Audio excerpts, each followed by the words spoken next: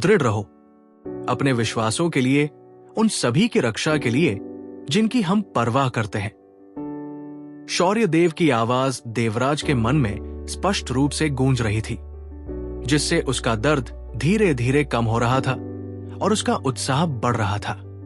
शौर्य के हाथ में जागृति रत्न घुल रहा था, लगातार परिष्कृत हो रहा था और अंततः शुद्ध स्वर्ण द्रव की एक बूंद का रूप धारण कर देवराज के पेट के बीचों बीच स्थित गड्ढे की ओर तैर रहा था। सामान्य शूरवीरों के जागरण की तुलना में शौर्य के शोधन के साथ पवित्र द्रव की इस बूंद में अशुद्धता का लेश मात्र भी अंश नहीं था। ये केवल सुनहरे रंग का था और देवराज के शरीर में विलीन हो गया। फुफकार पवित्र द्रव की बूंद के देवराज के शरीर में विलीन होते ही उसके माथे पर एक तीव्र स्वर्णिम प्रकाश चमक उठा। स्वर्णिम प्रकाश ने उज्जवल आशीर्वाद के साथ प्रतिक्रिया की, धीरे धीरे देवराज के सिर के ऊपर की ओर बढ़ रहा था, फिर धीरे धीरे बढ़ता जा रहा था। शौर्य ने घबराहट से इस स्वर्ण स्तंभ को देखा। ये पवित्र गुण के उपयोग के संबंध में देवराज की भविष्य की क्षमता का निर्धारण करेगा। पवित्र जागृति के दौरान शूरवीर अपनी आंतरिक आध्यात्मिक ऊर्जा में पवित्र गुण प्राप्त करेंगे और इस प्रक्रिया के दौरान उनकी आंतरिक आध्यात्मिक ऊर्जा की जन्मजात मात्रा, जो किसी शूरवीर की क्षमता निर्धारित करने के सबसे महत्वपूर्ण मानदंडों में से एक है, निर्धारित की जाएगी। सामान्यतः यदि किसी का जन्मजात आंतरिक आध्यात्मिक ऊर्जा स्तर 10 से भी अधिक नहीं है, तो उस शूरवीर के लिए तीसरे चरण को पार करना संभव नहीं होगा। देवराज के सिर के ऊपर से एक सुनहरा धागा अचानक पीछे की ओर गिरने से पहले बढ़ रहा था। ये जल्दी ही 10वें आध्यात्मिक ऊर्जा स्तर के अनुरूप लंबाई तक पहुंच गया था। उसका शरीर पहले की तरह ही पीड़ा और कांप रहा था, लेकिन सुनहरे धागे की वृद्धि की गति वास्तव में आश्चर्यजनक थी। 10, 20, 30, 40। जैसे ही आध्यात्मिक ऊर्जा स्तर 40 पर पहुंचा, शौर्य अपनी मुट्ठियां भींचने से खुद को रोक नहीं पाया। जब किसी की जन्मजात आंतरिक आध्यात्मिक ऊर्जा 40 तक पहुंच जाती है, तो वो नाइट मंदिर में पहले से ही एक दुर्लभ प्रतिभा होती है। लेकिन ये स्वर्ण स्तंभ अभी भी उसी गति से बढ़ रहा था। ऐसी दुर्जेय जन्मजात मानसिक क्षमता देखकर शौर्य मन ही मन आह भरने से खुद को रोक नहीं पाया। उसे पहले से ही संदेह था कि देवराज की मानसिक क्षमता असामान्य है, लेकिन पवित्र जागृति करने से पहले उसके पास निश्चित होने का कोई तरीका नहीं था। उस क्षण वो देख पाएगा कि देवराज की मानसिक क्षमता वास्तव में कितनी दुर्जेय है। 50, ये 50 से भी अधिक हो गई। 55, 58, 60। आश्चर्यजनक रूप से ये 60 से भी अधिक हो गई। शौर्य को याद आया कि उन्हें नाइट मंदिर में सदी की सबसे महान प्रतिभा के रूप में जाना जाता था और उनके पवित्र जागृति के दौरान उनकी आंतरिक आध्यात्मिक ऊर्जा 77वें स्तर पर चरम पर थी। हालांकि पिछले साल उसने देवराज की देखभाल की थी, उसे ध्यान में बिठाकर उसकी नींव तैयार की थी, लेकिन उसकी आध्यात्मिक ऊर्जा का 60 से ऊपर पहुंचना बहुत मायने रखता था और प्रकाश का यह स्वर्णिम स्तंभ अभी भी बढ़ रहा था। 65, 67, अब 67। शौर्य की पुतलियां तेजी से सिकुड़ गई। जन्मजात आंतरिक आध्यात्मिक ऊर्जा के लिए हर 10 स्तर एक कदम के बराबर होता था और अगर देवराज की आंतरिक आध्यात्मिक ऊर्जा 70 से ऊपर होती, तो पवित्र जादू का उपयोग करने की उसकी क्षमता किसी भी प्रकाश तत्व जादूगर से कम नहीं होती। 70 सचमुच 70 ही था। इस क्षण शौर्य अपनी सांस रोके बिना नहीं रह सका। जब देवराज की जन्मजात आंतरिक आध्यात्मिक ऊर्जा 70वें स्तर को पार कर गई, तो उसका कांपना बंद हो गया। एक और फुफकार की आवाज के साथ देवराज के शरीर से प्रकाश के असंख्य सुनहरे धागे फूट पड़े। इस क्षण सारा दर्द गायब हो गया और इन सुनहरी रोशनियों के कारण देवराज के कपड़े गायब हो गए। उसकी गोरी त्वचा क्रिस्टल की तरह चमक रही थी। पतले सुनहरे धागे उसके पूरे शरीर पर फैल रहे थे, उसे सुनहरे रंग से ढक रहे थे। प्रकाश का सुनहरा घेरा धीरे धीरे देवराज की छाती के बीचों बीच खिंचता गया और अंततः एक छोटे सोयाबीन का रूप ले लिया। देवराज को एक अजीब सा एहसास हुआ जब उसकी सहज आंतरिक आध्यात्मिक ऊर्जा 70 पर पहुंची। उसे ऐसा लगा जैसे उसके पूरे शरीर का दर्द गायब हो गया हो, उसकी जगह एक स्वर्गीय अनुभूति ने ले ली हो। उसका हृदय और आत्मा सहित सब कुछ स्पष्ट और पारदर्शी हो गया। इस समृद्ध दिव्य वातावरण ने उसके शरीर को निखार दिया। हालांकि आंतरिक आध्यात्मिक ऊर्जा अभी भी बढ़ रही थी और देवराज प्रकाश के नियमों से प्रभावित होकर कुछ बदल गया लग रहा था। हे भगवान, 80। उसकी सहज आध्यात्मिक ऊर्जा तो 80 से भी ज्यादा हो गई। शौर्य का शरीर एक बार फिर कांप उठा। इस भयावह सहज आध्यात्मिक शक्ति ने देवराज को उस समय तो दुर्जय नहीं बनाया, लेकिन उसकी क्षमता पर इसका गहरा प्रभाव जरूर पड़ा। 81, 83, 85, 70वें आंतरिक आध्यात्मिक ऊर्जा स्तर को पार करने के बाद भी स्वर्णिम प्रकाश पहले की तरह ही चमकता रहा। नाइट टेम्पल के इतिहास में इस उपलब्धि के 17 रिकॉर्ड दर्ज है। इन 17 लोगों में से 6 को छोड़कर बाकी सभी इतिहास के सबसे दुर्जय दिव्य शूरवीर बन गए। हालांकि उसकी जन्मजात आध्यात्मिक ऊर्जा 80 से भी ज्यादा थी। इतिहास में ऐसा सिर्फ 3 बार हुआ। उन 3 शूरवीरों में से 2 ऊपर नहीं उठ पाए, सिर्फ एक ही सफल हुआ। अपने 36वें जन्मदिन पर उस शूरवीर ने अपने आह्वान के 9वें चरण 10,000वें आध्यात्मिक ऊर्जा स्तर दिव्य उपलब्धि की दहलीज पार कर ली। हे भगवान, 90, सच में 90। शूरवीर मंदिर के इतिहास में वो अकेला व्यक्ति जो 90वें आध्यात्मिक ऊर्जा स्तर तक पहुंचा। शौर्य आश्चर्य से अवाक रह गया।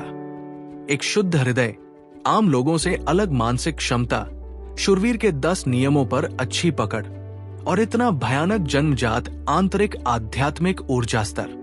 स्वर्ण स्तंभ अपनी चरम सीमा पर पहुंच गया था। उसकी वृद्धि स्पष्ट रूप से काफी कम हो गई थी। अब वो धीरे धीरे ऊपर उठ रहा था। 70 की जन्मजात आंतरिक आध्यात्मिक ऊर्जा को देवदूत का शरीर देने वाला माना जाता था। 80 में से 1 को देवताओं द्वारा आशीर्वादित शरीर वाला माना जाता था और 90वें आध्यात्मिक ऊर्जा स्तर से ऊपर। हालांकि ये मामला नाइट टेम्पल में कभी नहीं दिखाई दिया। पूर्वजों द्वारा लिखे गए मूल नाइट टेम्पल के अभिलेखों में इससे जुड़ी काया को प्रकाश के वंशज का शरीर कहा जाता था, जो कि सबसे शुद्ध पवित्र शरीर हो सकता था। इसके साथ वो सहज रूप से किसी भी पवित्र हथियार का उपयोग करने और प्रकाश गुण वाले किसी भी जादुई जानवर के साथ मित्रता करने में सक्षम होता था। अंत में स्वर्ण स्तंभ ऊपर नहीं उठ सका और 97वें स्तर पर रुक गया।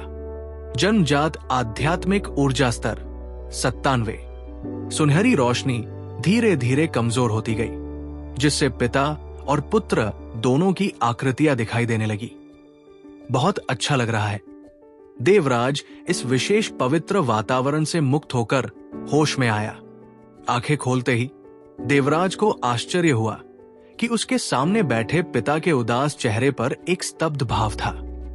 पिताजी, क्या हुआ? देवराज ने जल्दी से पूछा। शौर्य का शरीर कांप उठा और होश में आकर उसने देवराज की आंखों में देखा। देवराज की गहरे नीले रंग की आंखें एक अजीबोगरीब सुनहरे रंग में बदल गई थी। हल्के सुनहरे रंग की आंखें कोई अनोखी बात नहीं थी, लेकिन शौर्य ने पहली बार इस तरह की पारदर्शी सुनहरे रंग की आंखें देखी थी। प्रकाश का वंशज, ये सचमुच प्रकाश का वंशज है। ईश्वर मानवता का भला करे, ईश्वर शूरवीर मंदिर का भला करे। शौर्य देव अपनी हल्की कांपती आवाज पर काबू नहीं रख पाए। बोलते हुए उन्होंने अपना उज्जवल आशीर्वाद वापस ले लिया। पिताजी, प्रकाश का वंशज क्या है? और मेरे कपड़ों का क्या? पहाड़ से तेज हवा चली और देवराज को ठंड का एहसास हुआ। उसे पता चला कि वो अप्रत्याशित रूप से नग्न हो गया है। वो तुरंत डर के मारे चिल्लाया। इस समय शौर्य ने प्रतिक्रिया दी। उसका दाहिना हाथ कांपा और उसमें से एक लंबा गाउन प्रकट हुआ। जिसने देवराज के शरीर को ढक लिया। अपने पुत्र को ध्यान से देखने पर शौर्य ने पाया कि देवराज की त्वचा पर अब एक सुनहरी चमक थी, जो केवल सूर्य के प्रकाश के कारण ही दिखाई दे रही थी। लेकिन अजीब बात यह थी कि उसके शरीर पर उतना पवित्र वातावरण नहीं बचा था जितना अन्य शूरवीरों के पवित्र जागरण के बाद था। सारा पवित्र वातावरण वास्तव में उसके शरीर के भीतर था और जरा भी बाहर नहीं फैला था। केवल शौर्य की आंखें ही इस विशेष घटना को देख सकती थी। चूंकि नाइट मंदिर में प्रकाश के वंशज के गहन रहस्यों को जानने वाले 10 से भी कम लोग थे, इसलिए शौर्य को अपने पुत्र की जन्मजात प्रतिभाओं के उजागर होने की जरा भी चिंता नहीं थी। देवराज, तुम्हारा पवित्र जागरण अभी अभी पूरा हुआ है। क्या तुम्हें एहसास हुआ कि अपनी आंतरिक आध्यात्मिक ऊर्जा को ध्यान में रखते हुए तुम पहले से ही एक सच्चे नाइट हो? ओ, इतनी आसानी से?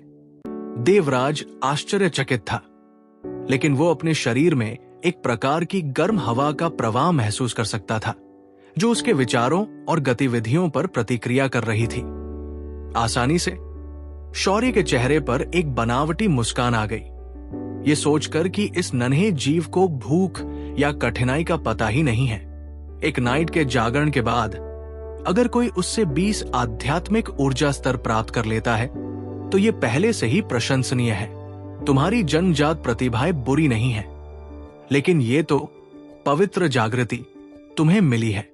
भविष्य में अपनी साधना के लिए तुम्हें न केवल पहले जितना ही बल्कि संभवतः उससे भी ज्यादा प्रयास करने होंगे। समझे? चलो वापस चलते हैं और इस विषय पर बात करते हैं। पिताजी, मैं जरूर पूरी कोशिश करूंगा। शौर्य को देवराज का हाथ पकड़े हुए लकड़ी के केबिन में वापस आते देखकर वैदेही के चेहरे पर मुस्कान आ गई और वो चुपचाप पास खड़ी होकर ये दृश्य देखती रही। उसे तलवारबाजी के बारे में ज्यादा जानकारी नहीं थी, लेकिन वो अपने पति को अच्छी तरह समझती थी। वो शौर्य के चेहरे से भी साफ देख सकती थी कि वो कुछ हैरान था, इस तथ्य से कि उसके दुर्जय पति को उसके बेटे की जन्मजात प्रतिभाओं ने अप्रत्याशित रूप से चौंका दिया था। ऐसा लग रहा था कि देवराज का शौर्य के मार्ग पर चलने का चुनाव सही था। हालांकि अगर किसी दिन उन्हें, पिता और पुत्र को, सचमुच उस व्यक्ति का सामना करना पड़ा।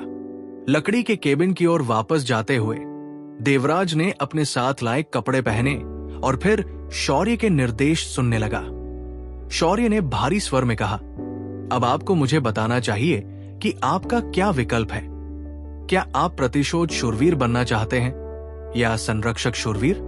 देवराज ने बिना देर किए दृढ़ स्वर में उत्तर दिया, पिताजी, मैं संरक्षक शूरवीर बनना चाहता हूं।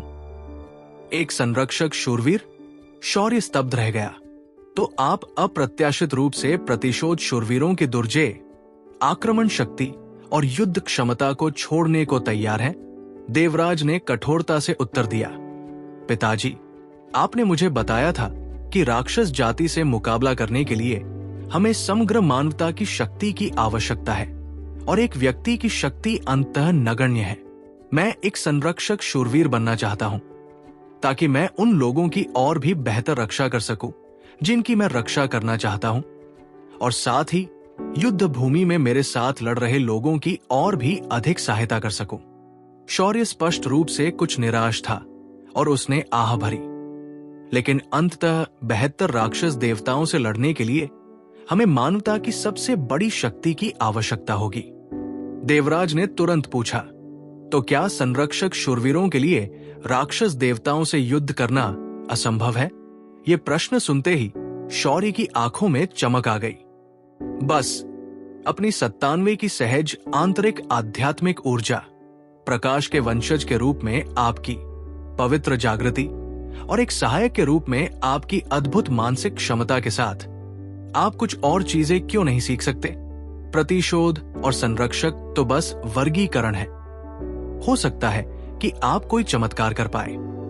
शायद आपके लिए सही विकल्प यही होगा कि आप एक ही समय में दोनों विशेषज्ञताओं का प्रशिक्षण लें, ताकि प्रकाश के वंशज के रूप में आपकी जन्मजात क्षमता का भरपूर उपयोग हो सके। देवराज को कुछ समझ आ गया और उसने चौंकते हुए पूछा, पिताजी, क्या आप कह रहे हैं कि मुझे एक ही समय में प्रतिशोध शूरवीर के कौशल और योग्यताओं का अध्ययन करना चाहिए? ये सही है। अब से मैं तुम्हें एक प्रतिशोध शूरवीर के रूप में प्रशिक्षित करूंगा और 2 वर्षों में तुम सूरजगढ़ हॉल के लिए प्रस्थान करोगे, जहां तुम एक संरक्षक शूरवीर के रूप में प्रशिक्षण लोगे। इससे तुम्हारी आध्यात्मिक ऊर्जा की साधना की गति कम हो सकती है, लेकिन जब तक तुम प्रतिशोध और संरक्षक शूरवीर दोनों के रूप में आगे बढ़ पाओगे, भविष्य में तुम इतिहास में अभूतपूर्व एक दुर्जेय शूरवीर बन जाओगे। दिन ब दिन समय बीतता गया।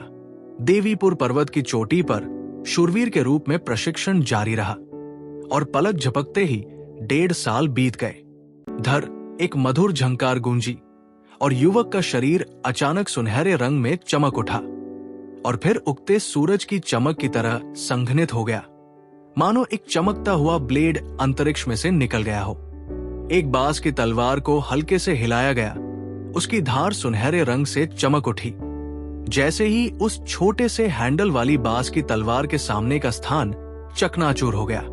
बुरा नहीं है, तुम्हारा चमकता हुआ सौर कट पहले से ही अपने चरम स्तर पर है। बस इसमें अवधि, ताप और आध्यात्मिक ऊर्जा के स्तर की कमी है। शौर्य इस चमकदार कट को रोकने के लिए बांस की तलवार का प्रभावशाली ढंग से उपयोग कर रहा था और इस चमकते ब्लेड का सदुपयोग करने वाला युवक देवराज था। 1.5 साल बाद देवराज 12 साल का हो गया और देवीपुर कस्बे में अपने मूल जीवन की तुलना में उसमें ऐसे बदलाव आए जो जमीन आसमान एक कर सकते थे। केवल 12 साल का देवराज लगभग 1.60 मीटर लंबा हो गया था। वो बिल्कुल भी गठिला नहीं लग रहा था। उसके दुबले पतले शरीर का अनुपात बेदाग लग रहा था। उसके सिर के पीछे काले बाल लहरा रहे थे और उसकी चमकती सुनहरी आंखें चकाचौंध कर रही थी। उसका पहले जैसा सुंदर छोटा सा चेहरा अब वीर जैसा हो गया था, लेकिन उसका रूप रंग पहले जैसा ही बेदाग लग रहा था। उसकी शारीरिक बनावट को देखते हुए अगर वो कहे कि वो 14 या 15 साल का है, तो जरूर कुछ लोग इस बात पर यकीन कर लेंगे। इस समय देवराज के दोनों हाथ ऊपर उठे और दोनों हाथों में एक एपी, एक शूरवीर का मानक हथियार था। वे 2 मीटर लंबे, 16.5 सेंटीमीटर चौड़े और 12.3 सेंटीमीटर मोटे थे। इस प्रकार के शूरवीरों के एपी का वजन 25 किलोग्राम था, लेकिन वे बहुत हल्के दिखते थे, जैसे कि वे उसके हाथों में कुछ भी नहीं थे। 1.5 साल के दौरान देवराज ने अपने पिता से बहुत कुछ सीखा था। उसकी आंतरिक आध्यात्मिक ऊर्जा अपने जन्मजात 97वें स्तर से ज्यादा नहीं बढ़ी थी, क्योंकि वो केवल 120वें स्तर तक ही बढ़ी थी। लेकिन उसकी बाह्य आध्यात्मिक ऊर्जा तीसरे चरण के शूरवीर के शिखर स्तर तक पहुंच गई। कुल 200 का स्तर, कुल मिलाकर ये कुल 320 का स्तर था, जो चौथे क्रम के शूरवीर का स्तर है। वो 5वें क्रम के 330वें आध्यात्मिक ऊर्जा स्तर से ज्यादा दूर नहीं था। अगर शौर्य ने उसमें मजबूत नींव डालने की कोशिश न की होती, तो उसकी विकास गति शायद और भी भयावह होती। शौर्य देव भले ही सख्त थे, लेकिन जब उन्होंने 11.5 साल के एक युवा को, जो शूरवीर के रूप में चौथे क्रम पर पहुंच गया था, देखा, तो उनके चेहरे पर केवल एक संतुष्ट मुस्कान ही उभरी। शूरवीर मंदिर के इतिहास में यह बिल्कुल अभूतपूर्व था। वो स्वयं 15 वर्ष की आयु में ही अभ्यास के इस स्तर तक पहुंच गया था। हालांकि उसकी बाह्य आध्यात्मिक ऊर्जा के चरम स्तर पर पहुंचने के साथ देवराज की आध्यात्मिक ऊर्जा के विकास की गति काफी कम हो गई। आखिरकार वो इसका अभ्यास करने के लिए अपनी आंतरिक आध्यात्मिक ऊर्जा के सुदृढ़ीकरण पर ही निर्भर रह सकता था। शूरवीरता के अगले चरण तक पहुंचने के बाद ही वो अपनी बाह्य आध्यात्मिक ऊर्जा का अभ्यास जारी रख पाएगा। अपने पिता की प्रशंसा सुनकर देवराज बड़ी मुस्कान के साथ बोला, पापा, इस शाइनिंग सनलाइट कट की शक्ति बहुत ज्यादा है, लेकिन ये 50 यूनिट आंतरिक आध्यात्मिक ऊर्जा की खपत करता है और कुछ बाह्य आध्यात्मिक ऊर्जा भी खर्च करता है। मेरी आध्यात्मिक ऊर्जा अभी भी बहुत कम है। शौर्य ने मुस्कुराते हुए कहा, तुम अभी 11 साल के हो। तुम्हें पता होना चाहिए कि शाइनिंग सनलाइट कट एक ऐसा कौशल है जिसमें किसी भी महान शूरवीर को महारत हासिल करनी चाहिए। तुम अधीर नहीं हो सकते। तुम्हें कदम दर कदम आगे बढ़ने की कोशिश करनी चाहिए। ठीक है, तैयार हो जाओ। देखते हैं आज तुम कितनी देर टिक पाते हो। पिता की बात सुनकर देवराज के चेहरे पर तुरंत गंभीरता छा गई। उसके हाथों ने तलवारों को कसकर पकड़ लिया। शौर्य हिल गया। उसका शरीर भारहीन सा लग रहा था और पलक झपकते ही उसके हाथ में बांस की तलवार देवराज के सामने आ गई। बाएं हाथ की भारी तलवार को पीछे धकेले जाने के बाद देवराज तेजी से एक कदम पीछे हट गया और साथ ही बांस की तलवार के वार से भी बच निकला।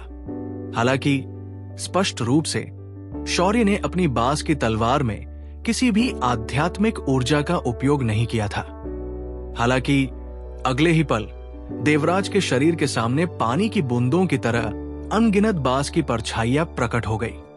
शौर्य पहले ही जा चुका था और चारों ओर से बांस की अनगिनत परछाइयां थी जो देवराज को छुरा घोंपने के लिए आ रही थी। लेकिन देवराज पहले से ही ऐसी परिस्थितियों का आदी लग रहा था। उसके हाथों में भारी तलवारों का जोड़ा तेज गति से हवा में नाच रहा था। बारिश में केले के पत्तों जैसी आवाजें लगातार गूंज रही थी।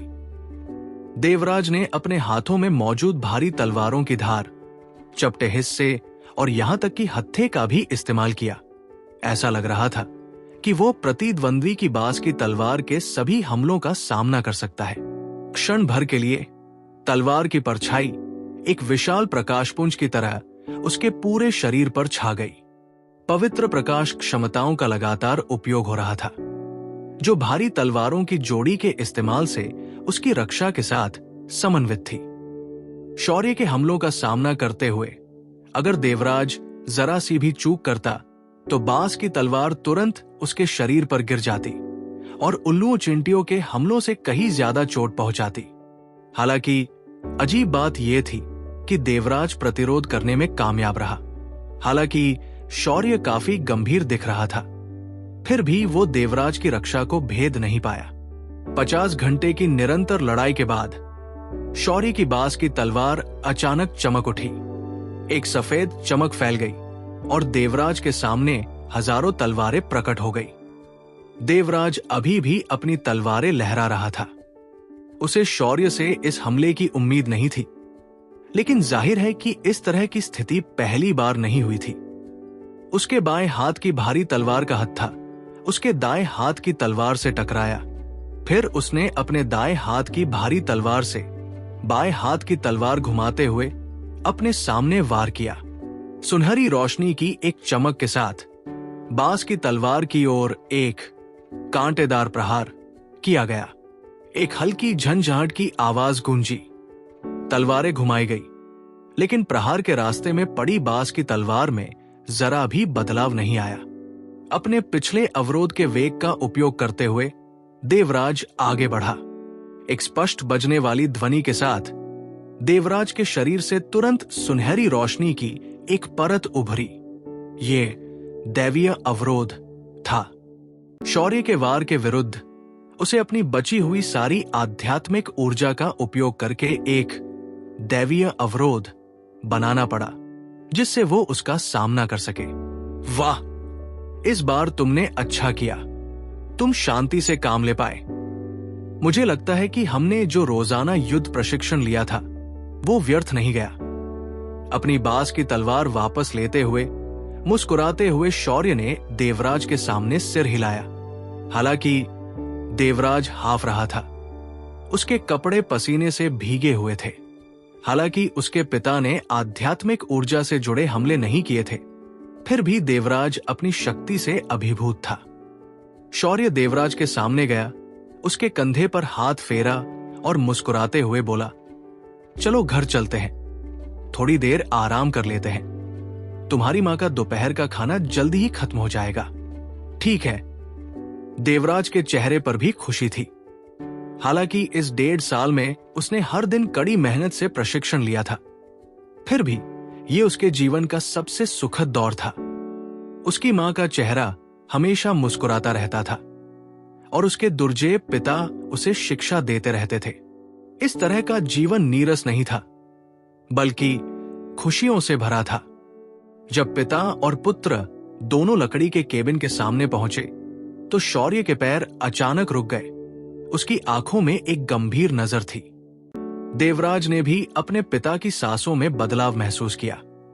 उन्होंने एक भयानक, सर्वशक्तिमान, प्राचीन अजगर जैसी अनुभूति दी जिससे वह चैन से सांस नहीं ले पा रहा था।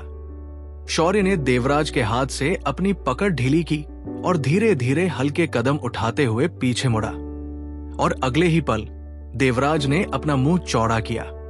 उसके पिता के शरीर से एक घनी सुनहरी आभा फूट पड़ी जिसने उसके शरीर को आकाश में ऊपर उठा दिया और उसे उड़ने में सक्षम बना दिया।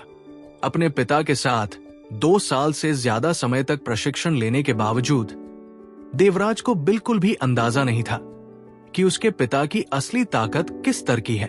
उसी क्षण यह देखकर कि उसके पिता अपनी आध्यात्मिक ऊर्जा पर भरोसा करके आकाश में उड़ान भर सकते हैं, उसे बहुत बड़ा झटका लगा। उसी समय शौर्य की आंखों में 2 सुनहरी रोशनियां दिखाई दी जब वो दूर से देवीपुर कस्बे की ओर देख रहा था। देवराज के सदमे से उबरने का इंतजार किए बिना वो जमीन पर गिर पड़ा। उसकी आंखों में एक ठंडा भाव था। राक्षस जाति की सशस्त्र सेना ने चुपके से हमला किया है, हमें जाना होगा। साथ ही उसने देवराज का हाथ पकड़ लिया और एक बार फिर आकाश में उड़ गया।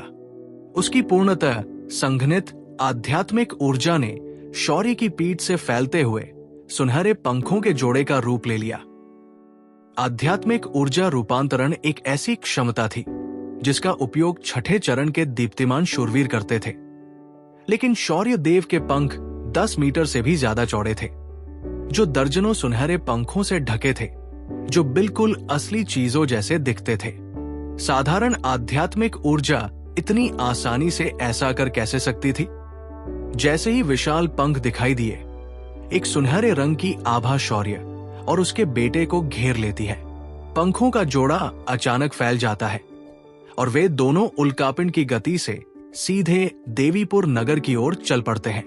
देवराज ने यह नहीं देखा कि शौर्य के पंखों के जोड़े को देखकर देवीपुर पर्वत से लेकर जंगल के भीतर तक के सभी प्राणी, चाहे वे जादुई जानवर हों या जंगली जानवर, सब जमीन पर रेंगने लगे। वे इस दृश्य से इतने भयभीत और निराश थे कि उनकी जरा भी हिम्मत नहीं हुई। दृश्य एक सुनहरे रंग की दुनिया में बदल गया। घनी पवित्र ऊर्जा ने सब कुछ अपने चारों ओर लपेट लिया और देवराज अपनी आंतरिक आध्यात्मिक ऊर्जा को उबलता हुआ महसूस कर सकते थे। इस छोटे से क्षण में उनकी आंतरिक आध्यात्मिक ऊर्जा में उल्लेखनीय वृद्धि हुई।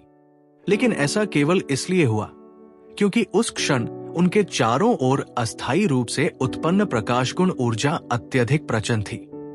इससे पता चलता था कि शौर्य द्वारा उत्सर्जित पवित्र ऊर्जा कितनी शक्तिशाली थी।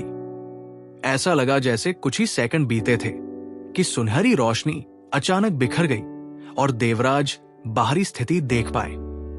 देवीपुर नगर। हम वास्तव में देवीपुर नगर में वापस आ गए हैं। इतने कम समय के बाद देवराज को अपनी आंखों पर विश्वास नहीं हो रहा था। लेकिन सच्चाई यह थी कि उसकी आंखों के सामने, उसके पैरों के नीचे, क्या यही वो नगर नहीं था जहां वो पला बढ़ा था? वर्तमान देवीपुर नगर अपना मूल शांत और शांत वातावरण खो चुका था। कई जगह जल रही थी, रोने की आवाजें लगातार गूंज रही थी।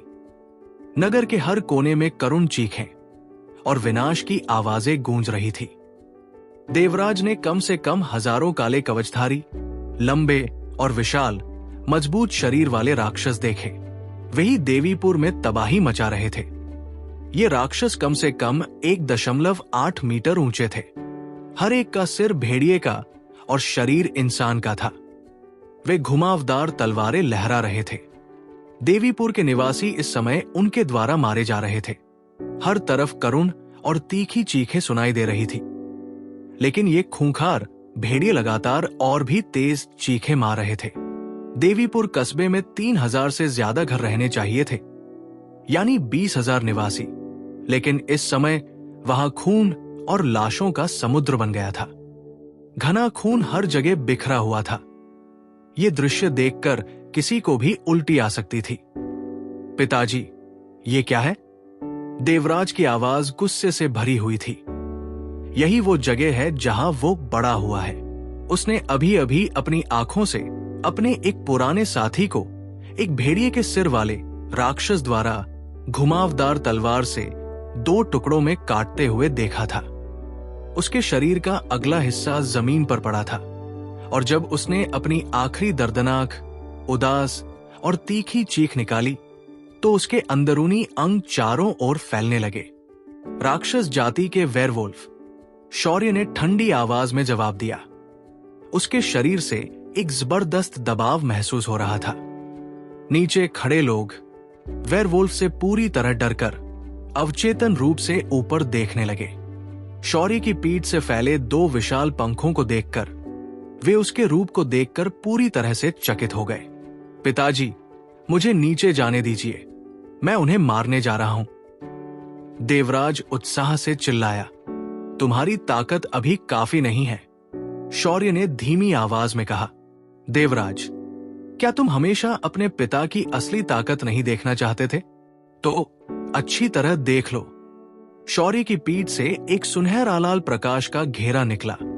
एक विशाल चमकदार सोने का सिंहासन एक शानदार चमक के साथ चमक रहा था, जो धीरे धीरे प्रकाश के सुनहरे लाल घेरे से प्रकट हो रहा था। विशाल सिंहासन 33 मीटर ऊंचा था। उसकी पीठ पर अनगिनत कीमती पत्थर जड़े थे, और एक आदमी इस कुर्सी के पीछे तैरता हुआ धुंधला सा दिखाई दे रहा था, जो चारों ओर गंभीरता, गरिमा और यहां तक कि आतंक फैला रहा था। कुर्सी के पिछले हिस्से के ऊपरी हिस्से में एक अर्धवृत्ताकार चमकीला लाल रत्न जड़ा था, जो धरती मां पर सूर्य की तरह लग रहा था, लेकिन इसकी चमक गहरे नारंगी रंग की थी, जिससे ऐसा लग रहा था मानो ये विनाश और आतंक ला रहा हो।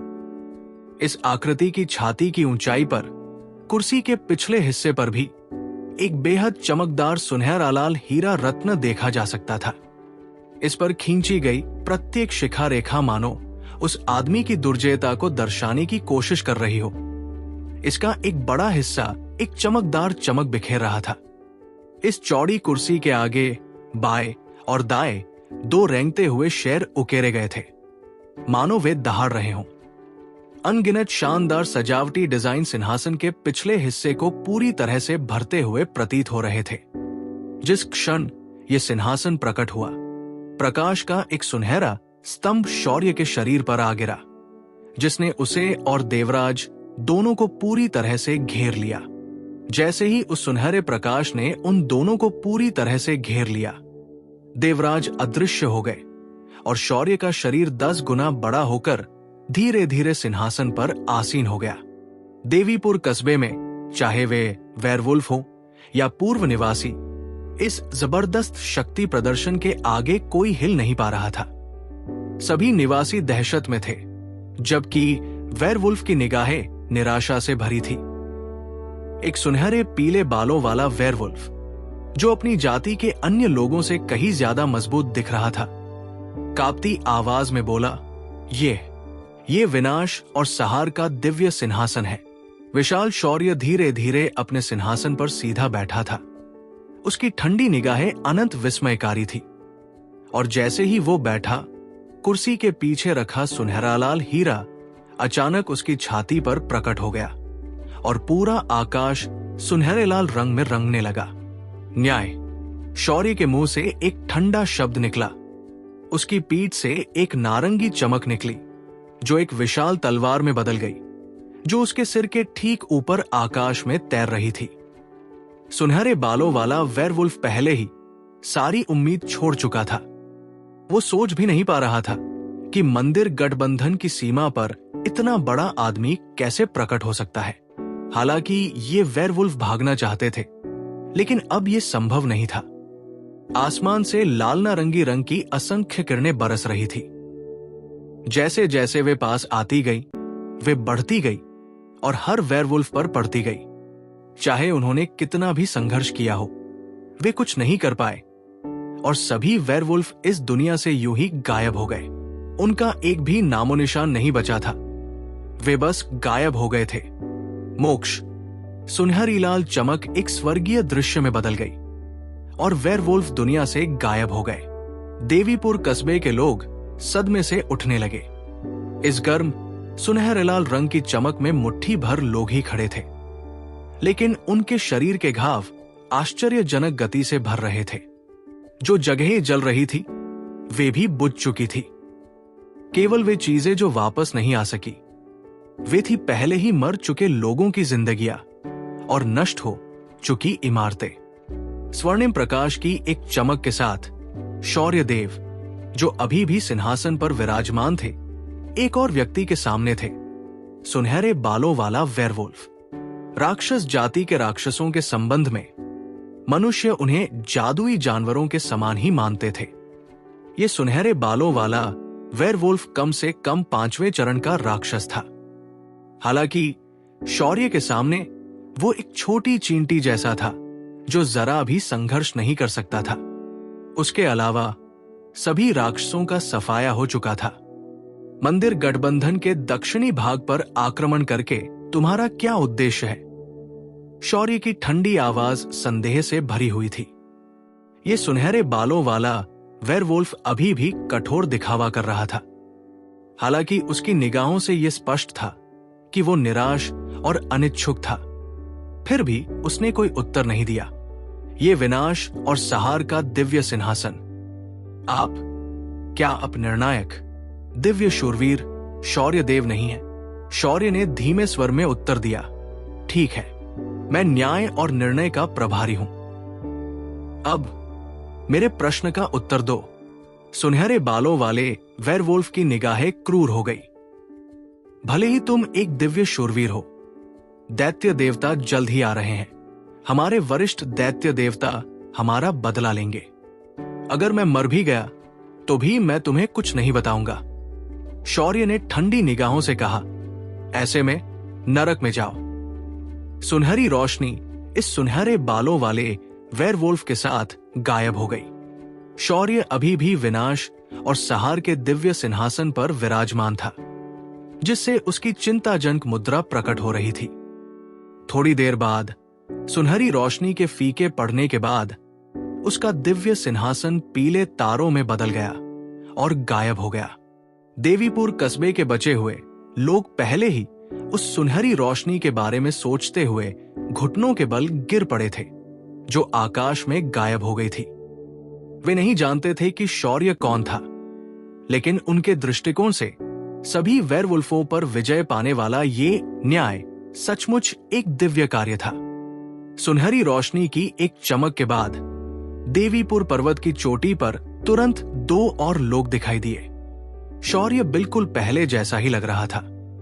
एक साधारण वस्त्र पहने उसके काले बाल लहरा रहे थे। सुनहरे रंग के निर्वासन के बाद उसने हर निवासी को उसके मूल स्वरूप में लौटा दिया था। देवराज अपने पिता के पास खड़ा था, लेकिन इस समय वो कुछ नहीं कह पा रहा था।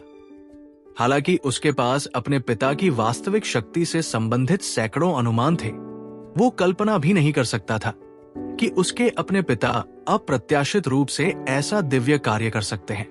कुछ क्षण पहले हुए इस कृत्य ने उसे सचमुच बहुत हिलाकर रख दिया था। 2 वर्षों के अभ्यास के बाद देवराज को अपनी शक्ति पर थोड़ा विश्वास हो गया था, लेकिन इस समय उसे लग रहा था कि अपने पिता की तुलना में वो अभी भी धूल के एक छोटे से कण से ज्यादा कुछ नहीं है। शौर्य ने धीरे से उसका कंधा थपथपाया। लो, मैं सिर्फ एक पति हूं और एक पिता भी। राक्षसों का आक्रमण वैदेही भी उस समय पर्वत शिखर पर थी। यह स्थान देवीपुर कस्बे के ज्यादा पास नहीं था, लेकिन वो शौर्य द्वारा स्थापित दिव्य सिंहासन को साफ देख सकती थी। इसकी चमक सूरजगढ़ शहर से भी दिखाई दे रही थी, जो 50 किलोमीटर दूर था। शौर्य की भौहें सिकुड़ गई और उसने संक्षिप्त रूप से सिर हिलाया। ये एक खोजपूर्ण आक्रमण था। कोई वास्तविक राक्षस शक्तियां प्रकट नहीं हुई। ऐसा लगता है कि मुझे गठबंधन में अपनी वापसी पहले ही टालनी पड़ेगी। वैदेही ने शौर्य का बड़ा हाथ थामते हुए हल्के से सिर हिलाया। देवराज का आंतरिक कंपन अभी भी कम नहीं हुआ था। पिताजी, आप एक दिव्य शूरवीर हैं? उसने साहसपूर्वक पूछा।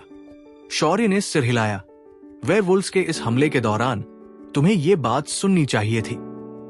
नाइट टेम्पल में मुझे निर्णायक के रूप में जाना जाता है। मैं टेम्पल अलायंस के धर्म युद्धों का प्रभारी हूं। देवराज का चेहरा श्रद्धा से भर गया। पिताजी, दिव्य सिंहासन आखिर क्या है?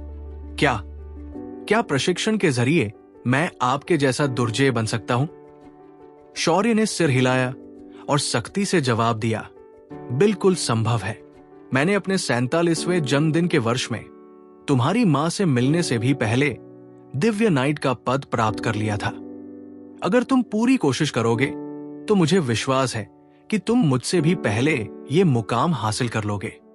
दूर से देखते हुए शौर्य ने आह भरी। लगता है राक्षस जाति वापस आ रही है। देवराज, याद रखना, राक्षस जाति शक्तिशाली है, लेकिन हमें उनके आगे नहीं झुकना चाहिए। शूरवीर होने के नाते हमें अपने खून की आखिरी बूंद तक अपनी मातृभूमि की रक्षा करनी है। देवराज ने ये उत्तर देते हुए सिर हिलाया। उसके मन में उसके पिता केवल गुरु नहीं, बल्कि उसकी पूजा के पात्र थे। व्यक्तिगत अनुभव के बिना वो कल्पना भी नहीं कर सकता था कि एक दिव्य सिंहासन इतना दुर्जय हो सकता है। आध्यात्मिक ऊर्जा के इस विशाल सागर में उसने आकाश और पृथ्वी को तहस-नहस कर दिया। इस उज्जवल न्याय ने देवराज के हृदय पर एक अमिट छाप छोड़ी। पिताजी, क्या हमें यह स्थान छोड़ना होगा? देवराज ने पूछा। शौर्य ने उसकी ओर सिर झुकाया और कहा, हां, लेकिन आप हमारे साथ नहीं आ रहे हैं। देवराज चकित होकर अपने पिता की ओर असमंजस भरी नजरों से देखने लगा। शौर्य ने धीमे स्वर में कहा, जो नन्हा बच्चा अपने माता पिता की छत्र छाया से कभी नहीं छूटता, वो महान आकाश में स्वर्ग की ऊंचाइयों को कभी नहीं छू पाएगा। मैंने 3 साल तक तुम्हारा मार्गदर्शन करने की योजना बनाई थी, लेकिन लगता है हमें पहले ही अलग होना पड़ेगा। मैं तुम्हारी मां को कुछ मामलों को निपटाने और अपने एक समझौते का सम्मान करने के लिए मंदिर गठबंधन में वापस ले जाऊंगा। मंदिर गठबंधन तुम्हारे लिए उपयुक्त जगह नहीं है। अगर तुम हमारे साथ आओगे तो मुझे डर है कि तुम कभी भी मेरी तरह दिव्य शूरवीर नहीं बन पाओगे। तुम्हें अपने मार्ग पर कदम दर कदम अपने प्रयासों पर भरोसा करते हुए सब कुछ हासिल करना होगा, और तब तुम एक शूरवीर के रूप में अपना सम्मान प्राप्त करोगे। पिताजी, मैं आपसे और मां से अलग नहीं होना चाहता। देवराज ने अचानक अपने पिता की कमर पकड़ ली। उनकी निगाहें बहुत उदास लग रही थी। वैदेही ने शौर्य को विनती भरी नजरों से देखा। शौर्य ने देवराज के सिर पर हाथ फेरा। मूर्ख, अगर तुम शुरू से आखिर तक हमारे साथ रहोगे तो तुम्हारा दिल हमेशा निर्भरता और चिंता की भावना से भरा रहेगा, और अगर तुम हमारे साथ मंदिर गठबंधन में भी आ गए तो भी तुम हमेशा मेरे साथ नहीं रह पाओगे। इसलिए मुझे तुम्हें कुछ सालों के लिए छोड़ना होगा। मेरे पास बहुत सारे काम हैं। मैंने पहले ही यह फैसला कर लिया है, तुम्हें यही रहना होगा। देवराज अभी भी सदमे में था। उसने अपनी आंखों से टपकते आंसुओं को रोकने की कोशिश की। वैदेही पहले ही लकड़ी के केबिन में वापस आ चुकी थी और बेकाबू होकर रो रही थी। शौर्य ने देवराज को अपने सामने खींचा और धीमी आवाज में कहा, देवराज, जाने से पहले पिताजी तुम्हें एक आखिरी बात सिखाना चाहते हैं। देवराज ने बेसुध होकर जवाब दिया, क्या बात है? शौर्य ने धीमी आवाज में कहा, आध्यात्मिक चूल्हे। आध्यात्मिक चूल्हे? ये 2 शब्द सुनकर देवराज का शरीर कांप उठा। अपने पिता के पास प्रशिक्षण लेते हुए इन 2.5 सालों में उसने शौर्य को आध्यात्मिक चूल्हों के बारे में अनगिनत बार बोलते सुना था, लेकिन उन पलों में शौर्य ने उसे आध्यात्मिक चूल्हों के इस्तेमाल के प्रशिक्षण के बारे में कोई निर्देश नहीं दिए। शौर्य देव ने सिर हिलाया। आध्यात्मिक चूल्हे आध्यात्मिक प्रज्वलन भट्टियां है। इनका उपयोग सीखना वास्तव में योग्यता पर निर्भर नहीं करता, बल्कि ये प्रकृति के सबसे मूल्यवान जादुई खजानों में से एक है। शूरवीरों की कई योग्यताएं हैं जिन्हें चुना जा सकता है, लेकिन कुछ को छोड़कर जो आपकी आंतरिक प्रतिभा पर निर्भर करती है। अधिकांश योग्यताएं अभ्यास से प्राप्त की जा सकती है, लेकिन आध्यात्मिक चूल्हे एक जैसे नहीं होते। अधिकांश आध्यात्मिक चूल्हे आपको ऐसी योग्यताएं प्रदान करते हैं जिन्हें अभ्यास से प्राप्त नहीं किया जा सकता, और सभी आध्यात्मिक चूल्हे अलग अलग होते हैं। प्रत्येक चूल्हे के अपने विशिष्ट गुण होते हैं, और यदि अलग अलग लोग एक ही आध्यात्मिक चूल्हे का उपयोग करके अभ्यास करें तो भी परिणाम अलग अलग होंगे। आध्यात्मिक चूल्हे कई प्रकार के होते हैं। वर्तमान में कुल 74 प्रकार सूचीबद्ध किए गए हैं। उनमें से प्रत्येक केवल कुछ व्यवसायों के लिए उपयुक्त है, और कुल 23 ऐसे हैं जो शूरवीर व्यवसाय के लिए उपयुक्त है। कुछ शूरवीरों के लिए अधिक उपयुक्त है, लेकिन योद्धा भी उनका उपयोग कर सकते हैं। देवराज धीरे धीरे अपने पिता द्वारा आध्यात्मिक चूल्हे के बारे में दिए गए स्पष्टीकरण से अधिकाधिक मोहित होता जा रहा था। पिताजी, मुझे आध्यात्मिक चूल्हा कहां से मिल सकता है? शौर्य ने उत्तर दिया। आमतौर पर ये केवल उन्हीं जगहों पर मिलते हैं जहां बहुत अधिक आध्यात्मिक शक्ति एकत्रित हो गई हो, या प्राचीन खंडहरों में। किसी भी व्यवसाय में औसतन 1000 में से केवल एक व्यक्ति के पास आध्यात्मिक चूल्हा होता है। ये बात शूरवीरों पर भी लागू होती है। हालांकि आध्यात्मिक चूल्हा सभी व्यवसायों का एक सामान्य लक्ष्य है। ऐसा इसलिए है क्योंकि केवल आध्यात्मिक चूल्हा रखने से ही कोई व्यक्ति वास्तव में समान स्तर के लोगों से अधिक शक्तिशाली बन सकता है। ये शब्द कहते हुए शौर्य ने देवराज की तर्जनी उंगली में पहनी काले रंग की अंगूठी निकाली, मानो वो उसकी उंगली के साथ तालमेल बिठा रही हो। ये काली अंगूठी इतनी सिकुड़ गई थी कि एकदम फिट बैठ गई। ये 6 परतों वाली मुहर है। मैंने तुम्हारी अंगूठी में 4वीं से 9वीं श्रेणी तक के प्रतिशोध शूरवीरों द्वारा इस्तेमाल किए जाने वाले सभी शक्तिशाली कौशलों को सील कर दिया है। जब भी तुम्हारी आध्यात्मिक ऊर्जा पर्याप्त ऊंची श्रेणी तक पहुंचेगी, तुम मुहर के एक हिस्से को तोड़कर इन सभी कौशलों का एक एक करके अध्ययन कर पाओगे। फिर उसने एक किताब निकाली और देवराज को दे दी। आध्यात्मिक चूल्हों के बारे में तुम्हें जो कुछ भी जानना है वो इस किताब में विस्तार से बताया गया है। मेरे पास तुम्हें व्यक्तिगत रूप से दिखाने का समय नहीं है, इसलिए तुम्हें खुद ही सीखना होगा, समझे? पिताजी, देवराज ने ये शब्द कहा। उसकी आंखें बेकाबू होकर लाल हो गई। जिसने तुम्हें ये अंगूठी दी है उसके उपकार को मत भूलना। देवराज ने धीरे से सिर हिलाया।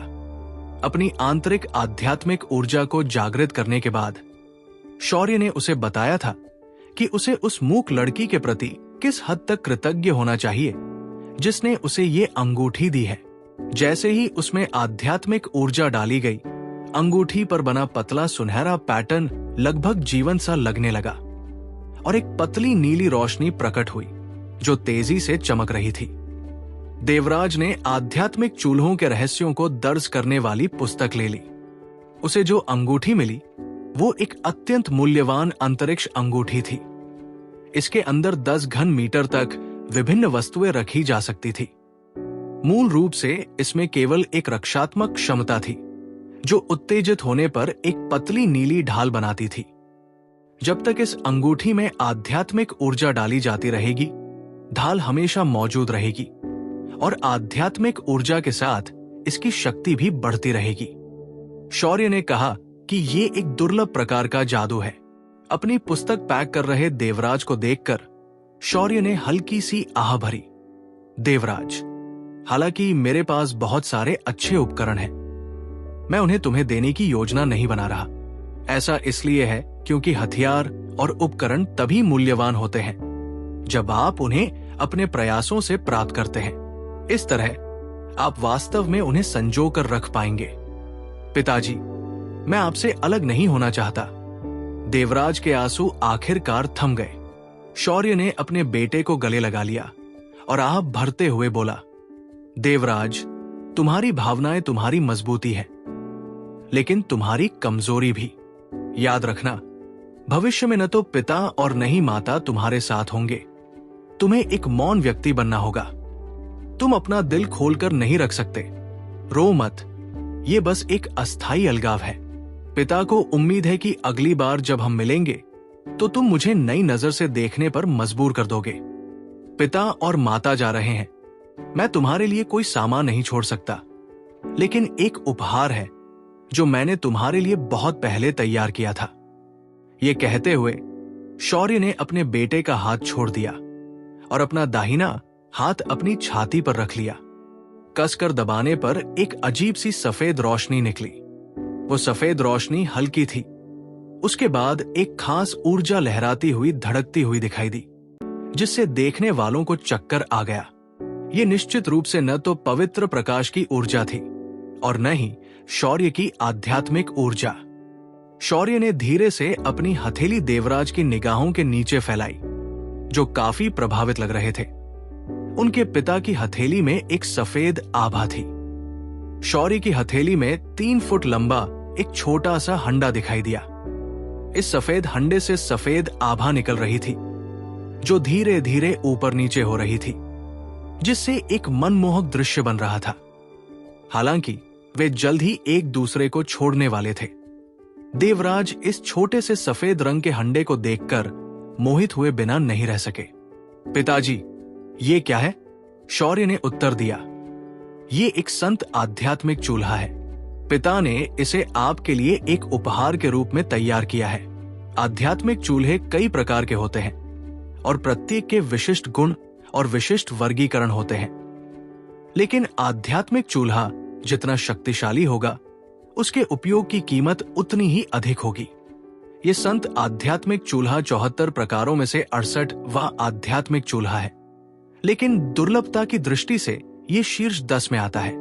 मैंने आपको जो पुस्तक दी है, उसमें संत आध्यात्मिक चूल्हे की उपयोगिता का विस्तार से वर्णन किया गया है। सरल शब्दों में, संत आध्यात्मिक चूल्हे में न तो आक्रामक क्षमताएं हैं और न ही रक्षात्मक, लेकिन ये आपकी आध्यात्मिक ऊर्जा के संवर्धन में मदद कर सकता है। ये शीर्ष 20 आध्यात्मिक चूल्हे में से एक है और कम से कम 3 बार विकसित हो सकता है, और शूरवीरों के लिए इसकी उपयोगिता बहुत अधिक है। संत आध्यात्मिक चूल्हे का उपयोग करते समय आप दुश्मन के आक्रमण को आकर्षित कर सकते हैं, जिससे दुश्मन आपके साथियों के बजाय केवल आप पर ही हमला करेंगे। जब तक आप मर नहीं जाते या आप अपने संत आध्यात्मिक चूल्हे को निष्क्रिय नहीं कर देते, तब तक दुश्मन केवल आपको ही निशाना बना पाएगा। शायद आप अभी इस रहस्यमय प्रभाव को समझ नहीं पा रहे हैं, लेकिन भविष्य में आपको इसकी अद्भुतता का एहसास होगा। साथ ही संत आध्यात्मिक चूल्हे का सबसे बड़ा लाभ यह है कि इसका उपयोग करते समय ये आपके शरीर पर कोई बोझ नहीं डालता, और साथ ही इसकी आध्यात्मिक ऊर्जा की खपत बहुत कम होती है। इसके अलावा ये भविष्य में अन्य आध्यात्मिक चूल्हों के आपके अवशोषण को प्रभावित नहीं करेगा। इसलिए पिताजी ने इसे आपके पहले आध्यात्मिक चूल्हे के रूप में चुना है। मुझे आशा है कि आपको ये उपहार पसंद आएगा।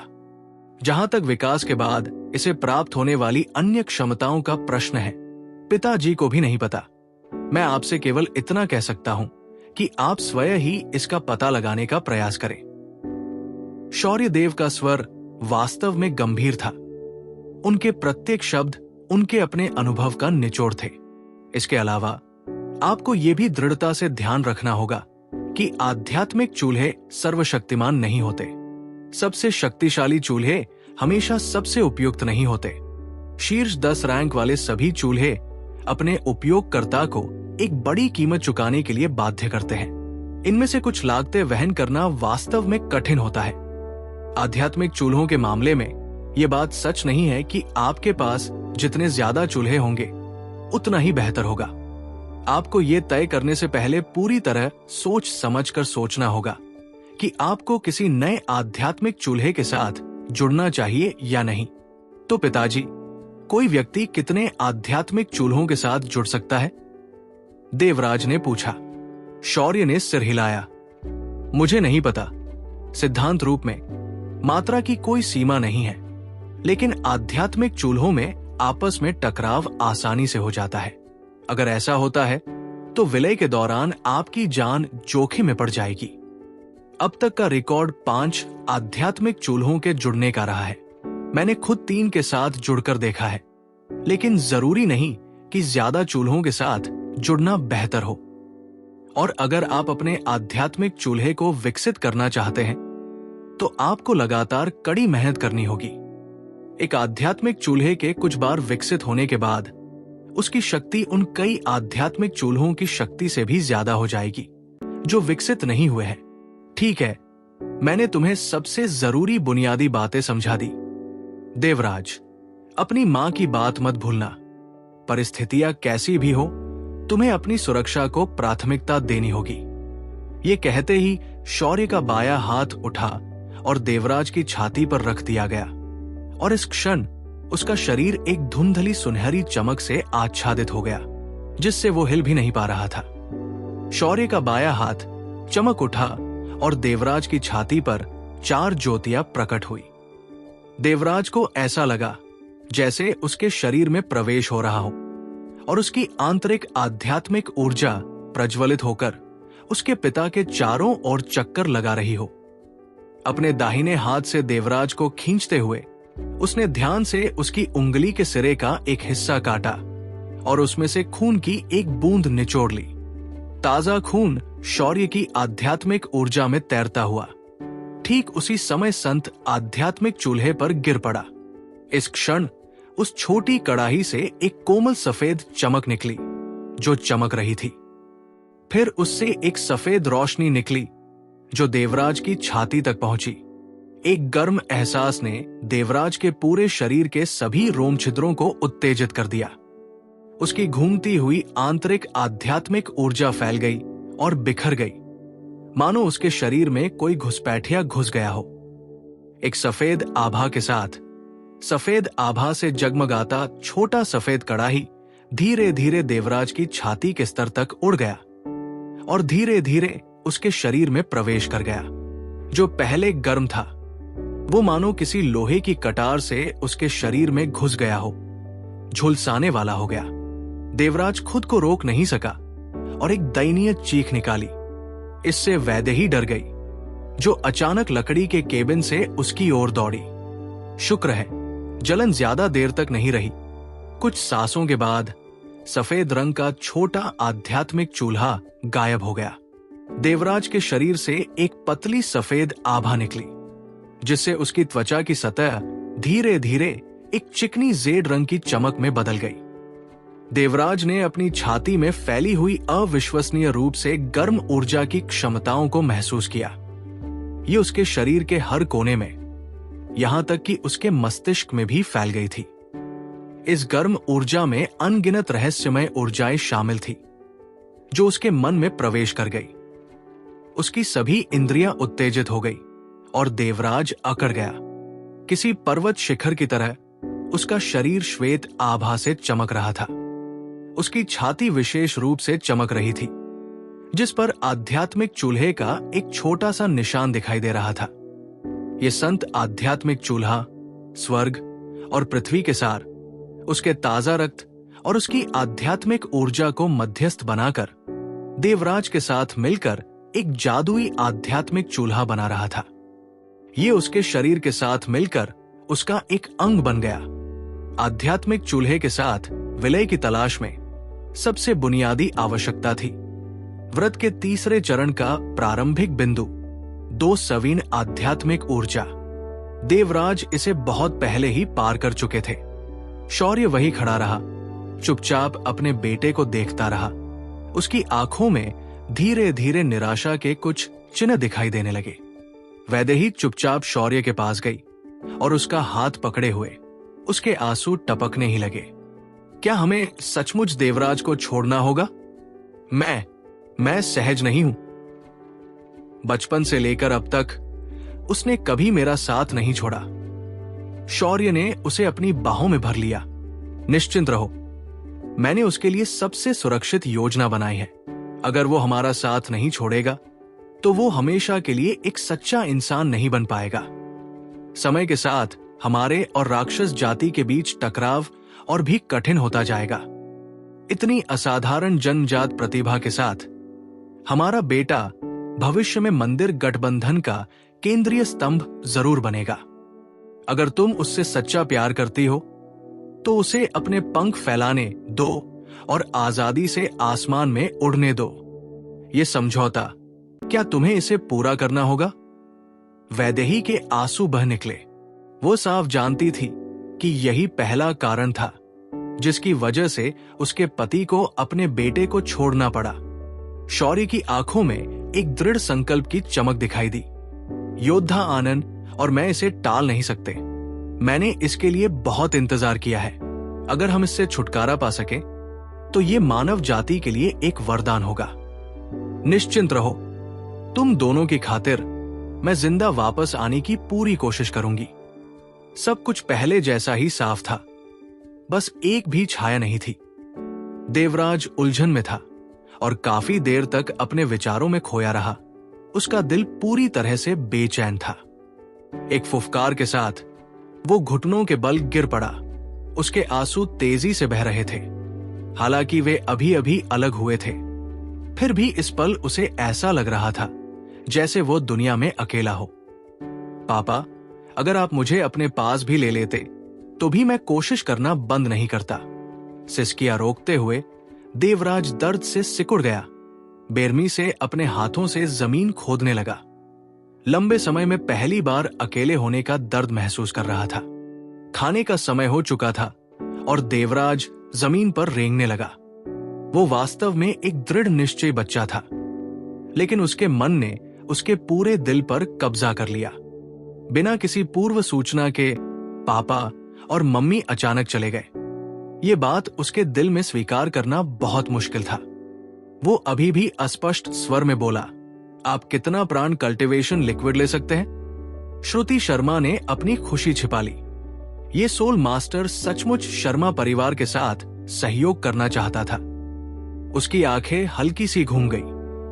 मेरे शर्मा परिवार ने चांदी के 10,000 रुपए तैयार किए हैं। बाजार मूल्य के अनुसार हम मध्यम श्रेणी के प्राण कल्टीवेशन लिक्विड की 10 बोतलें ले सकते हैं।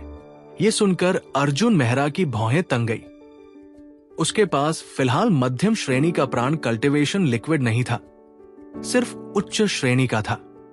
श्रुति शर्मा काफी देर तक कोई जवाब न सुनकर, ये सोचकर कि उसने जो पैसे तैयार किए हैं वे काफी नहीं हैं, जिससे दूसरे पक्ष की नाराजगी बढ़ गई, जल्दी से बोली, वरिष्ठ को शायद पता नहीं होगा, हमारा शर्मा परिवार आपका प्राण कल्टीवेशन लिक्विड 10,000 रुपए प्रति बोतल खरीद रहा है। कीमत बिल्कुल उचित है। सामने वाले प्रसाद परिवार ने पहले ही मध्यम श्रेणी का प्राण कल्टीवेशन लिक्विड बना लिया है। भविष्य में होने वाली प्रतियोगिता में बिक्री मूल्य निश्चित रूप से 10,000 रुपए से कम होगा। हमारा शर्मा परिवार नाम कमाने के लिए घाटा उठा रहा है। अर्जुन मेहरा ने साफ कहा, मैं मध्यम दर्जे का नहीं बेचता हूं। श्रुति शर्मा ने दुकानदार की तरफ देखा, ये पूछने के इरादे से कि क्या उसने सोल मास्टर को सब कुछ साफ साफ नहीं बताया। अगर ये मध्यम दर्जे का नहीं है तो क्या वे निम्न दर्जे का प्राण साधना द्रव खरीदना चाहते हैं? निम्न दर्जे का प्राण साधना द्रव शर्मा परिवार का नाम कमाने के लिए काफी नहीं होगा। दुकानदार भी बेचैनी से पसीने से तरबतर था। उसने साफ साफ कह दिया था कि उसने इस सोल मास्टर को मध्यम दर्जे का प्राण साधना द्रव बेचने के लिए तुरंत बुलाया है। इसी समय अर्जुन मेहरा ने चुपचाप एक बोतल निकाली, उसे अपनी हथेली पर रखा और कहा, मैं सिर्फ यही बेचता हूं। श्रुति शर्मा और दुकानदार दोनों ने देखा। श्रुति शर्मा तो अपना संयम बनाए रखने में कामयाब रही, लेकिन उनकी पुतलियां भी तेजी से सिकुड़ गई। मध्यम श्रेणी के प्राण साधना द्रव का शोधन और उच्च श्रेणी के प्राण साधना द्रव का शोधन दो अलग अलग अवधारणाएं थी। पहला एक प्रथम श्रेणी के आत्मगुरु द्वारा किया जा सकता था, दूसरे के लिए कम से कम एक द्वितीय श्रेणी के आत्मगुरु की आवश्यकता थी, और वायु पर्वत संप्रदाय में तो केवल एक ही द्वितीय श्रेणी का आत्मगुरु था। आखिरकार उसे किस महान व्यक्ति का सामना करना पड़ा था? दुकानदार ने सीधे कहा, उच्च श्रेणी का प्राण साधना द्रव। वरिष्ठ, आप हमें यह बेचना चाहते हैं? अर्जुन मेहरा ने पूछा, क्या आप इसे खरीदना नहीं चाहते? दुकानदार ने तुरंत उत्तर दिया, नहीं नहीं नहीं, हमें ये चाहिए, बिल्कुल। ये उच्च श्रेणी का प्राण साधना द्रव था। निर्जला नगर में तो ये एक उच्च श्रेणी की आध्यात्मिक औषधि थी जो आसपास के शहरों में भी कभी नहीं दिखाई दी थी। इसके साथ शर्मा परिवार अपना नाम पूरी तरह से स्थापित कर सका। प्रसाद परिवार के बाजार हिस्से का अधिकांश हिस्सा हथिया सका और निर्जला नगर का पहला औषधि शोधन परिवार बन सका। प्रसाद परिवार के मध्यम श्रेणी के प्राण कल्टीवेशन लिक्विड की बात करें तो वो उच्च श्रेणी के लिक्विड के सामने बिल्कुल तुच्छ था। हालांकि दुकानदार फिर से चिंतित हो गया। वरिष्ठ, आप इसे कितने में बेचना चाहते हैं? उच्च श्रेणी के प्राण कल्टीवेशन लिक्विड की प्रत्येक बोतल की कीमत बहुत ज्यादा थी। दूर दराज में यह भी कहा जाता था कि इसकी कीमत 50,000 रुपए प्रति बोतल है। अगर ये आत्मा गुरु बहुत ज्यादा मांगता तो शायद उनका शर्मा परिवार ज्यादा मात्रा में खरीद नहीं पाता। 10,000 रुपए, अर्जुन मेहरा ने सपाट लहजे में कहा। हूं। श्रुति शर्मा की आंखों में कुछ संदेह झलक रहे थे जो गहरे संकेत दे रहे थे। वरिष्ठ, मध्यम श्रेणी के प्राण कल्टीवेशन लिक्विड की कीमत 10,000 रुपए है। वो सोच में पड़ गई कि क्या अर्जुन मेहरा के कुछ और ही इरादे थे। तब तक अर्जुन मेहरा ने 3 और बोतलें निकाली, उनके सामने रखी और शांति से कहा, मेरी एक ही विनती है, प्रसाद परिवार को गिरा दो। क्या तुम ऐसा कर सकते हो? श्रुति शर्मा को अचानक समझ आ गया। कोई आश्चर्य नहीं कि वो इतनी कम कीमत पर बेच रहा था। पता चला कि इस सीनियर को प्रसाद परिवार से कोई दुश्मनी थी। लेकिन प्रसाद परिवार, क्या उन्होंने गलत दवा खा ली? उन्होंने दूसरे दर्जे के सोल मास्टर को कैसे उकसाया? उसने तुरंत फैसला किया, अगर सीनियर इतने कम दाम पर इतने लंबे समय तक उच्च स्तरीय प्राण कल्टीवेशन लिक्विड दे सकते हैं तो प्रसाद परिवार को गिराने में क्या मुश्किल है? अर्जुन मेहरा ने हंसते और खुश राजेंद्र प्रसाद की तरफ देखा। अच्छा, मुझे प्राण कल्टीवेशन लिक्विड के लिए सामग्री दे दो। मैं तुरंत तुम्हारे लिए उच्च स्तरीय प्राण कल्टीवेशन लिक्विड का बड़े पैमाने पर उत्पादन करूंगा। श्रुति शर्मा ने तुरंत किसी को सामग्री और रिफाइनिंग साइट तैयार करने का आदेश दिया। दोपहर हो चुकी थी। प्रदर्शनी अपने चरम पर थी। अचानक राजेंद्र प्रसाद जोर से हंसे। सबको, मेरे पास एक बहुत अच्छी खबर है जो मैं आपको सुनाना चाहता हूं। हमारे प्रसाद परिवार ने 13,000 रुपए की कीमत वाला मध्यम श्रेणी का प्राण कल्टीवेशन लिक्विड सफलतापूर्वक विकसित किया है। भीड़ में खुशी की लहर दौड़ गई। बाजार मूल्य से ज्यादा होने के बावजूद मध्यम श्रेणी का प्राण कल्टीवेशन लिक्विड एक ऐसी चीज थी जिसकी कीमत तो थी लेकिन बाजार नहीं था। इसे खरीद पाना पहले से ही सौभाग्य की बात थी। ज्यादा कीमत पूरी तरह से स्वीकार्य थी। उमड़ती भीड़ को देखकर राजेंद्र प्रसाद खिलखिलाकर हंस पड़े।